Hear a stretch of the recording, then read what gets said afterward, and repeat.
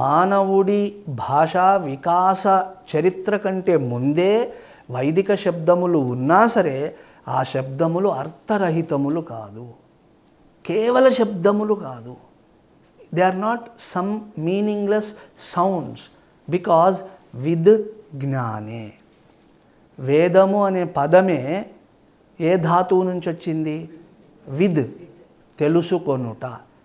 కాబట్టి జ్ఞాన భాండాగారము, సర్వజ్ఞానమునకు ఆధారమైన వేదంలో అర్థరహిత పదాలు ఎందుకుంటాయి? కాబట్టి అర్థరాహిత్యము అనేది జనరల్ సెన్స్లో అనుకోబడుతున్న మాటే తప్ప అది అర్థరాహిత్యము కాదు, అన్యాపదేశము. కాబట్టి మంత్రములు అన్యాపదేశములే తప్ప అర్థరహితములు.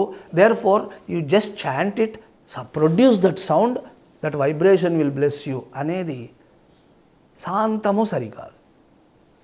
అలాగని శబ్దాత్మకతను నిరసిస్తూ నిందించి నిరాకరిద్దామా? అది కూడా తప్పు. దాని ప్రాముఖ్యం ఒకటి ఉన్నది. అంటే ఇప్పుడు మనం చేయవలసిన నిశ్చయం ఏంటి?